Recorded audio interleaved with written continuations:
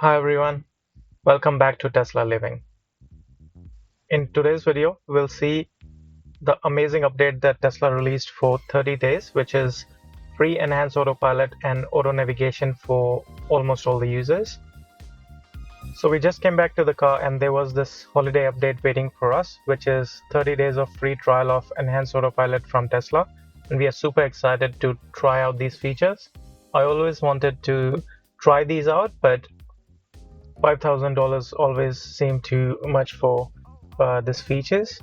So we are actually on a road trip today and we will try how these features work.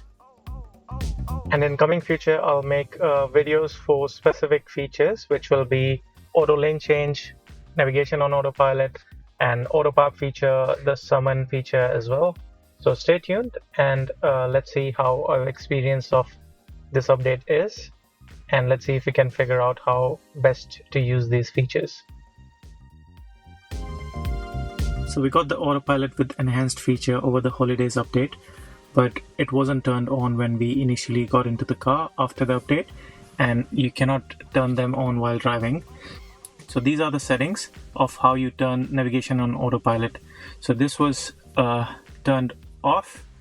When you turn it on, it asks for navigation on autopilot beta version, and it was turned on as yes now.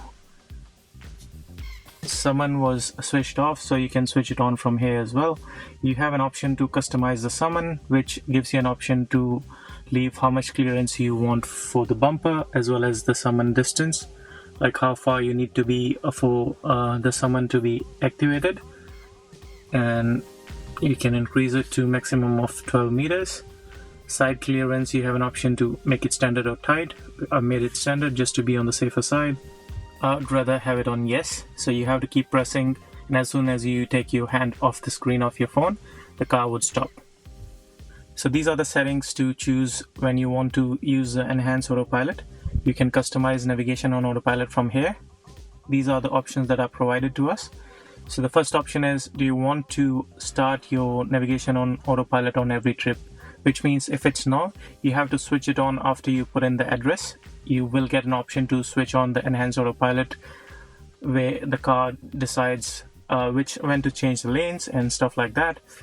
But you can switch it on, so every time you put in a destination, and if your car drives on a highway or a freeway, then the car will automatically switch on the enhanced autopilot, and the car will make decisions like changing the lanes for you, giving the indications and stuff like that. So next option is speed-based lane changes. This is what the speed-based lane changes information is provided to us.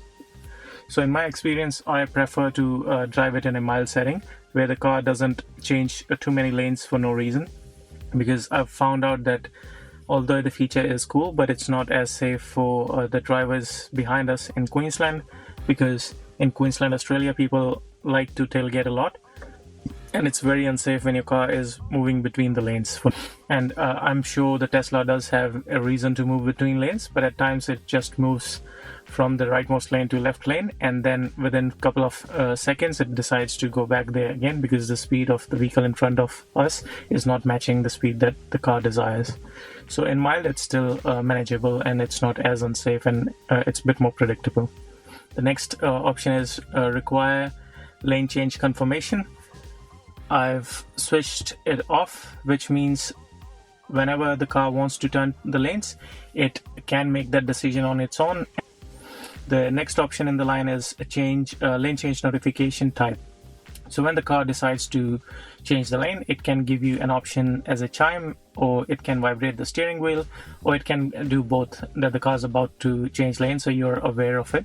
And if you are giving that option to the car to make the decision of switching on the indicator for you, I prefer to just keep it on off. So it seems a bit more seamless when the car decides to turn, and you can always hear the indicator noise when the indicator comes on. So after switching on these settings at a stop, we then moved forward with our journey.